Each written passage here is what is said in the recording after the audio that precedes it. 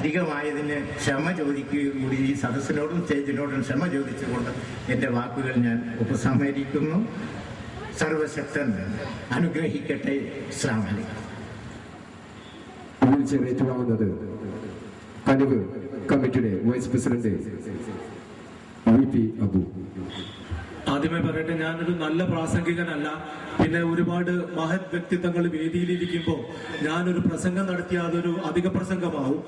അതുകൊണ്ട് തന്നെ എനിക്ക് ആകെ പറയാനുള്ളത്, ഈ കനിവ് എന്ന കൂട്ടായ്മ ഒരു നല്ല പ്രവർത്തനങ്ങളുമായി മുന്നോട്ട് വന്നിട്ടുള്ള ചെറുപ്പക്കാരുടെ കൂട്ടായ്മയ്ക്ക് എൻ്റെ ഈ ഗ്രാമവാസി എന്ന പേരിൽ എൻ്റെ സകലവിധ ഭാവുകങ്ങളും നേരുന്നു ആദ്യമേ. പിന്നെ ഈ സമ്മേളനത്തിനും എല്ലാവിധ ഭാവുകങ്ങളും നേർന്നുകൊണ്ട് നിർത്തട്ടെ. ആശംസകൾ. Thank you. സ്വാതസംഘ കമ്മിറ്റി അതിനുള്ള സൗകര്യം ചെയ്തിരിക്കുന്നു. ഇതേ സമയത്ത് നിങ്ങൾ ഈ വേദിയിൽ കാണുന്നത് പോലെ തന്നെ നമ്മുടെ ഒട്ടനവധി സഹോദരങ്ങൾ വെബ്സൈറ്റിൽ നമ്മുടെ സമ്മേളനം സമയം വീക്ഷിച്ചുകൊണ്ടിരിക്കുന്നു. അടുത്തതായി ആശംസകൾ അർപ്പിച്ചുകൊണ്ട് ISMന്റെ താനൂർ മേഖല പ്രസിഡന്റ് P. അബ്ദുൽ കരീം. ഏറ്റവും സമാധാനിയായിട്ടുള്ള സ്റ്റേജിലിരിക്കുന്ന വ്യക്തിത്വങ്ങളെ, സഹകരിക്കുന്ന സഹപ്രവർത്തകരെ, നാട്ടുകാരെ, ഇസ്ലാഹി മൂവ്മെന്റിന്റെ പുതിയൊരു ചരിത്രം സൃഷ്ടിക്കാൻ ഈ താനാളൂർ ശാഖയുടെ ഈ സമ്മേളനത്തിന് കഴിയട്ടെ എന്ന് ഒറ്റവാക്കൽ ആശംസിച്ചുകൊണ്ട് എല്ലാവിധ ആശംസയും, അതോടൊപ്പം തന്നെ ഈ സമ്മേളനം എന്താണോ ലക്ഷ്യം വെക്കുന്നത് ആ ലക്ഷ്യത്തിലേക്ക് സമൂഹത്തെയും അതുപോലെ തന്നെ ഇവിടുത്തെ പ്രവർത്തകർക്കും ഇവിടുത്തെ നാട്ടുകാർക്കും ഒക്കെ എത്തിപ്പെടാൻ ജഗന്യന്താവായ തമ്പുരാൻ തൗഫീഖ് നൽകട്ടെ എന്ന് പ്രാർത്ഥിച്ചുകൊണ്ട് നിർത്തുന്നു. അസ്സലാമു അലൈക്കും വറഹ്മത്തുള്ളാഹി. സംബോധന ചെയ്യുന്നു.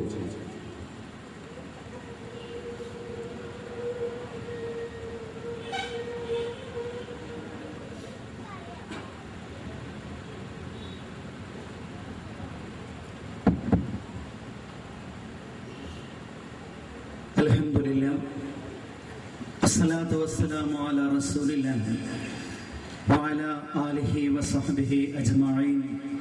അമ്മാ ബഅദ്. വേദിയിലും സദസ്സിലുമുള്ള ബഹുമാന്യരായ നേതാക്കളെ, പ്രിയപ്പെട്ട സഹോദരി സഹോദരന്മാരെ, പതിറ്റാണ്ടുകളായി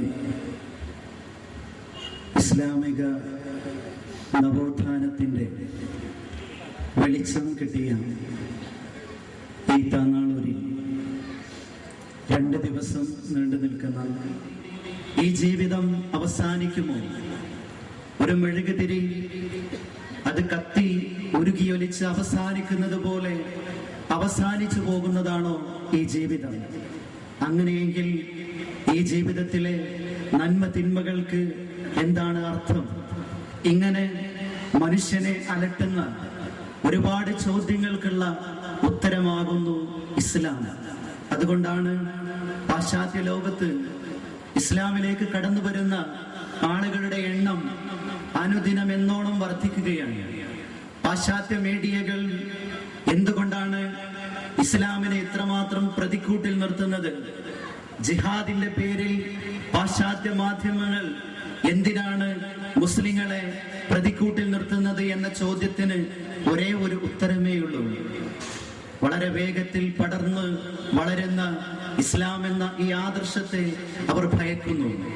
ഒരു നൂറ്റാണ്ട് പിന്നിടുമ്പോൾ, ഏതാനും പതിറ്റാണ്ടുകൾ പിന്നിടുമ്പോൾ ആ രാജ്യത്ത് ഇസ്ലാം ആധിപത്യം നേടുമോ എന്ന് അവർ ഇപ്പോൾ തന്നെ ഭയപ്പെടുകയാണ്.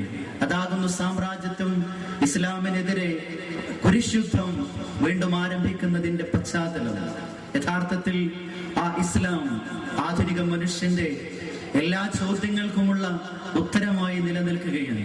ആ ഇസ്ലാമിനെ അതിന്റെ പ്രമാണങ്ങളിൽ നിന്ന് സ്ഫുടം ചെയ്ത് അവതരിപ്പിക്കുക എന്നുള്ള നവോത്ഥാന ദൗത്യമാണ് ഇസ്ലാഹി പ്രസ്ഥാനം സംഘടിതമായി ഒരു നൂറ്റാണ്ട് കാലത്തോളമായി കേരളത്തിൽ നിർവഹിക്കുന്നത്.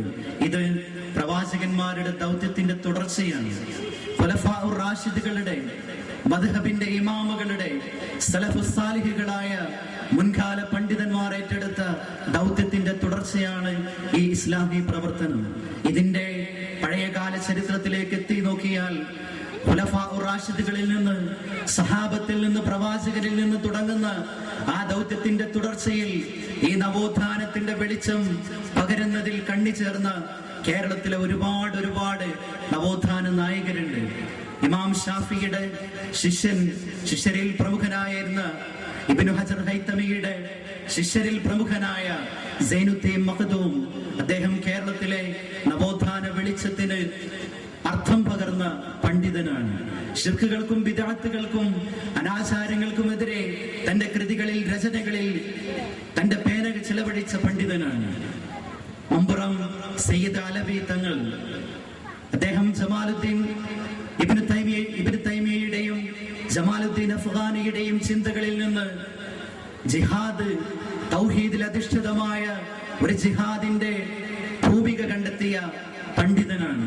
പക്ഷേ അദ്ദേഹത്തെ പിന്നീട് യാഥാസ്ഥിക വിഭാഗം തങ്ങളുടെ യാഥാസ്ഥികത്വത്തിന്റെ പ്രതീകമായി ബിംബവൽക്കരിച്ചു എന്നുള്ളത് മാറ്റി നിർത്തിയാൽ, മമ്പുറം സയ്യിദ് അലവി തങ്ങൾ കേരളത്തിൽ ആദ്യമായി ഫരീദ് ഔലിയ എന്ന് പറയുന്ന ഒരു മനുഷ്യന്റെ ദർഗയിൽ നേർച്ച ആരംഭിച്ചപ്പോൾ ആ ഖബർ ആരാധനയ്ക്കെതിരെ ഫത്വ പുറപ്പെടുവിച്ച വെളിയങ്കോട് ഉമർ ഖാദി, അവരൊക്കെയും ഈ നവോത്ഥാനത്തിന്റെ ആദ്യ കണ്ണികളാണ്. അവിടെ നിന്നിങ്ങോട്ട് മുഹമ്മദ് അബ്ദുറഹ്മാൻ സാഹിബും സീതി സാഹിബും KM മൗലവിയും വക്കം മൗലവിയും ഒക്കെ നിർവഹിച്ച ഓരോരുത്തരുടെയും കർമ്മമണ്ഡലങ്ങൾ വ്യത്യസ്തമായിരുന്നു എന്ന് നമുക്കറിയാം. ഇവരൊക്കെയും ചേർന്നതാണ് നവോത്ഥാനം എന്ന് പറയുന്നത്. ഒരു പുഴ ആരംഭിക്കുന്നത് ഒരുപാട് ചെറിയ അരുവികൾ, ആ ചെറിയ കൈവഴികൾ ഒരുമിച്ച് ചേർന്നുകൊണ്ടാണ് ആ പുഴയുടെ പ്രയാണം ആരംഭിക്കുന്നത്.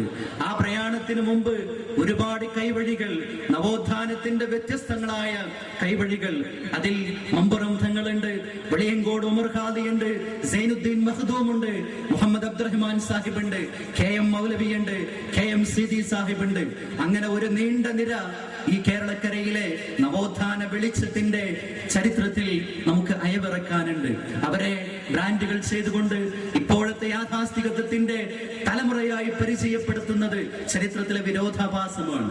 അവരാരും മുടിക്കച്ചവടത്തിന്റെ പേരിൽ ഈ സമൂഹത്തെ ചൂഷണം ചെയ്യുവാൻ വെളിയങ്കോട് ഉമർ ഖാദിയോ മമ്പുറം തങ്ങളോ ഈ ശിർക്ക് ബിദ്അത്തുകളുടെ പേരിൽ സമൂഹത്തെ ചൂഷണം ചെയ്യുവാൻ അനുവദിച്ചവരോ അതിന് കൂട്ടുനിന്നവരോ ആയിരുന്നില്ല എന്നുള്ളത് ചരിത്രത്തിന്റെ മറ്റൊരു ഭാഗമാണ്. ഞാൻ സൂചിപ്പിച്ചത് ആ നവോത്ഥാനത്തിന്റെ പുഴ അത് മുന്നോട്ടുള്ള പ്രയാണമാണ്. ഒരു പുഴ അത് മുന്നോട്ട് പ്രയാണം തുടങ്ങുമ്പോൾ ആ പ്രയാണത്തിനിടക്ക് അത് തിരിച്ചൊഴുകേണ്ടി വരിക എന്നുള്ളത് അത് പുഴയുടെ മരണമാണ്. ആ മരണത്തെയാകുന്നു നാം ഇവിടെ ഭയപ്പെടേണ്ടത്. ഈ നവോത്ഥാനത്തിന്റെ പ്രവാഹം അത് തിരിച്ചൊഴുകുന്നതിനെയാകുന്നു നാം ഭയപ്പെടേണ്ടത്. അതുകൊണ്ട് ഒരു രണ്ടാം നവോത്ഥാനം ആരംഭിക്കേണ്ടത് ഈ തിരിച്ചുപോക്കിനെതിരെയാണ്. എവിടെ നിന്നാണ് കേരളത്തിലെ ഇസ്ലാഹി പ്രസ്ഥാനം അതിന്റെ നവോത്ഥാനത്തിന്റെ വിപ്ലവത്തിന്റെ അടിത്തറ രൂപീകരിച്ചത് എന്ന് മാത്രം ഈ പരിമിതമായ സമയത്ത് നിങ്ങളുടെ ശ്രദ്ധയിൽപ്പെടുത്തുകയാണ്. എനിക്ക് തോന്നുന്നു 3 പ്രധാനപ്പെട്ട ആധാരശിലകൾ അതിനുണ്ട്. ഒന്ന്, തൗഹീദ്, ഏകദൈവ വിശ്വാസത്തിൽ അധിഷ്ഠിതമായ കൃത്യമായ തൗഹീദിന്റെ അടിസ്ഥാനത്തിലുള്ള പരിവർത്തനം. എന്താണ് തൗഹീദ് എന്ന് ആളുകളെ പഠിപ്പിച്ചപ്പോൾ അഭൗതികമായ മാർഗത്തിലൂടെ, അദൃശ്യമായ മാർഗത്തിലൂടെ, കാര്യകാരണ ബന്ധങ്ങൾക്ക് അതീതമായി മനുഷ്യൻ ഭയപ്പെടേണ്ട ഒരേ ഒരു ശക്തിയേ ഉള്ളൂ, അത് പടച്ചതമ്പുരാൻ മാത്രമാകുന്നു എന്ന തൗഹീദിന്റെ ആ സന്ദേശം അതാകുന്നു പരിവർത്തനത്തിന്റെ താക്കോലായി, ഇസ്ലാമിക നവോത്ഥാനത്തിന്റെ അടിത്തറയായി ഇസ്ലാഹി പ്രസ്ഥാനം കേരളത്തിൽ പരിചയപ്പെടുത്തിയത്. ഈ ആദർശം നെഞ്ചിലേറ്റിയപ്പോൾ മുസ്ലിം സമൂഹത്തിൽ പരിവർത്തനമുണ്ടായി.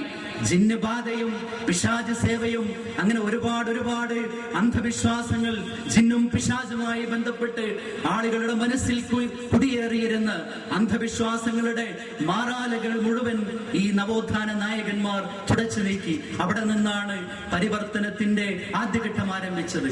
അതിന്റെ രണ്ടാമത്തെ ഭാഗം എങ്ങനെയാണ് പ്രമാണങ്ങളെ സ്വീകരിക്കേണ്ടത്.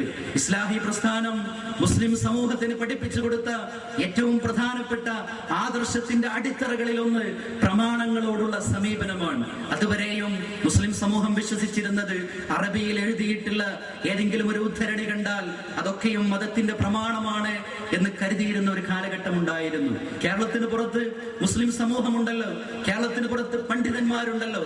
എന്തേ കേരളത്തിലുണ്ടായ പരിവർത്തനവും വിപ്ലവവും കേരളത്തിന് പുറത്ത് ഇല്ലാതെ പോയത്? അവിടെ ഇത്തരത്തിലൊരു നവോത്ഥാനം ഉണ്ടായില്ല. മതത്തിന്റെ പ്രമാണങ്ങൾ വിശുദ്ധ ഖുർആനും തിരുസുന്നത്തും അത് അതിന്റെ മുൻഗണനാക്രമത്തിൽ ജനങ്ങൾക്ക് പഠിപ്പിച്ചു കൊടുത്തു. അതിൽ ഒന്നാമത്തെ സ്ഥാനം, പ്രഥമ സ്ഥാനം പരിശുദ്ധ ഖുർആനാണ്. ആ പരിശുദ്ധ ഖുർആൻ ഒന്നാമത്തെ പ്രമാണമാണ് എന്ന് തന്നെയാണ് ഇസ്ലാഹി പ്രസ്ഥാനം പഠിപ്പിച്ചത്. ഇപ്പോൾ ചില ആളുകൾ അത് തിരുത്താൻ ശ്രമിക്കുന്നുണ്ട്. ഖുർആനും സുന്നത്തും ഒരേപോലെയാകുന്നു, വിശുദ്ധ ഖുർആന് പോലെ തെറ്റുപറ്റാത്തതാകുന്നു ഹദീസുകൾ എന്ന് വ്യാഖ്യാനിച്ചുകൊണ്ട് വിശുദ്ധ ഖുർആനിനേക്കാൾ ഒരു പടി മുന്നിൽ ഹദീസുകളെ സ്ഥാപിച്ചുകൊണ്ട് ആ പ്രമാണങ്ങളെ അട്ടിമറിക്കുമ്പോൾ അന്ധവിശ്വാസങ്ങൾ നാം തകർത്തെറിഞ്ഞ്, നാം ഒഴിവാക്കിയ, നാം പിറകോട്ട് വലിച്ചെറിഞ്ഞ ഖുറാഫാത്തുകൾ മെല്ലെ മെല്ലെ കടന്നു വരികയാണ്. അത് സിഹറിന്റെ രൂപത്തിലാണെങ്കിലും, കണ്ണേറിന്റെ രൂപത്തിലാണെങ്കിലും, പല്ലികളെ കൊല്ലുന്നതിന്റെ രൂപത്തിലാണെങ്കിലും, അങ്ങനെ എണ്ണി പറഞ്ഞാൽ അവസാനിക്കാത്ത വിധം അന്ധവിശ്വാസങ്ങൾ കടന്നു വരുന്നതിന്റെ വാതിൽ എവിടെ നിന്ന് ആരംഭിക്കുന്നു എന്ന് നാം മനസ്സിലാക്കുക. പ്രമാണങ്ങൾ എങ്ങനെ സ്വീകരിക്കണം? വിശുദ്ധ ഖുർആനിൽ 6000-ലധികം ആയത്തുകളുണ്ട്. 114 അധ്യായത്തിലായി 6000-ലധികം ആയത്തുകളുണ്ട്. ആ വിശുദ്ധ ഖുർആനിനെ കുറിച്ച് അല്ലാഹു തആല സൂചിപ്പിച്ചിട്ടുള്ളത് ഇന്നാ നഹ്നു നസ്സൽന ദിക്റ വ ഇന്നാ ലഹു ലഹാഫിദൂൻ. നാം ആകുന്നു ഈ സന്ദേശത്തെ ഇറക്കിയിട്ടുള്ളത്, അതിന്റെ സംരക്ഷണം നാം തന്നെ ഏറ്റെടുത്തിരിക്കുന്നു എന്ന്. ആ പരിശുദ്ധ ഖുർആൻ ഇന്ന അലൈനാ ജംഅഹു ഫഖുർആന, ആ ഖുർആനിനെ ജംഅ ചെയ്തത്, ക്രോഡീകരിച്ചത് പടച്ചതമ്പുരാനാകുന്നു. ആ ഖുർആനിന് അപ്രമാദിത്വമുണ്ട്. ആ ഖുർആനിലുള്ള അപ്രമാദിത്വം ലോകത്തുള്ള ഒരു ഗ്രന്ഥത്തിലുമില്ല എന്ന് ആദ്യം അടിവരയിട്ട് മനസ്സിലാക്കുക. അതുകൊണ്ട് തന്നെ ആ വിശുദ്ധ ഖുർആൻ അത് ഒന്നാമത്തെ പ്രമാണമാണ്. രണ്ടാമത്തെ ഇസ്ലാമിന്റെ പ്രമാണം, അതിന്റെ വ്യാഖ്യാനമായി നബി സല്ലല്ലാഹു അലൈഹി വസല്ലം പഠിപ്പിച്ച ഹദീസുകളാണ്. ആ ഹദീസുകൾ ക്രോഡീകരിക്കപ്പെട്ടത് ഹിജ്റ 200-ന് ശേഷമാണ്. ആ ഹദീസ് ഗ്രന്ഥങ്ങളിൽ, ലഭ്യമായ ഹദീസ് ഗ്രന്ഥങ്ങളിൽ ഏറ്റവും ആധികാരികമായിട്ടുള്ളത് സ്വഹീഹുൽ ബുഖാരിയാണ്. ഏറ്റവും കുറ്റമറ്റ ഹദീസ് ഗ്രന്ഥം സ്വഹീഹുൽ ബുഖാരിയാണ്, സ്വഹീഹ് മുസ്ലിമാണ്, സിഹാഹുസ് സിത്തയാണ്. പക്ഷേ നാം അടിവരയിട്ട് മനസ്സിലാക്കണം, ഈ ഹദീസ് ഗ്രന്ഥങ്ങളൊക്കെയും ഹിജ്റ 200-ന് ശേഷം ക്രോഡീകരിക്കപ്പെട്ട ഈ ഹദീസ് ഗ്രന്ഥങ്ങളൊക്കെയും അതിലെ വരികൾക്കൊക്കെ പരിശുദ്ധ ഖുർആനിനെ പോലെ അപ്രമാദിത്വമുണ്ട് എന്ന് കൽപ്പിക്കാൻ തുടങ്ങിയാൽ അതോടുകൂടി നവോത്ഥാനം തകരും, അതോടുകൂടി ഇസ്ലാഹ് തകരും. അതുകൊണ്ട് ഇസ്ലാഹി പ്രസ്ഥാനം പഠിപ്പിച്ചത് വിശുദ്ധ ഖുർആൻ ഒന്നാമത്തെ പ്രമാണമായി അംഗീകരിക്കുകയും അതിന്റെ വ്യാഖ്യാനമായി ഹദീസുകളെ പഠിക്കുകയും ചെയ്യുക. ആ ഹദീസുകൾ പഠിക്കുന്നിടത്ത് പണ്ഡിതന്മാർ ഒരുപാട് മാനദണ്ഡങ്ങൾ വെച്ചിട്ടുണ്ട്. ആ മാനദണ്ഡങ്ങളെ കൃത്യമായി മനസ്സിലാക്കി ഹദീസുകളിലെ നെല്ലും പതിരും വേർതിരിച്ച്, വിശുദ്ധ ഖുർആനിന്റെ ആയത്തിൽ നെല്ലും പതിരും വേർതിരിക്കേണ്ടതില്ല, അതിൽ അന്യൂനമായ ഒരു വാക്ക് പോലുമില്ല. പക്ഷേ ഹദീസുകൾ അങ്ങനെ നെല്ലും പതിരും വേർതിരിച്ചെടുക്കേണ്ട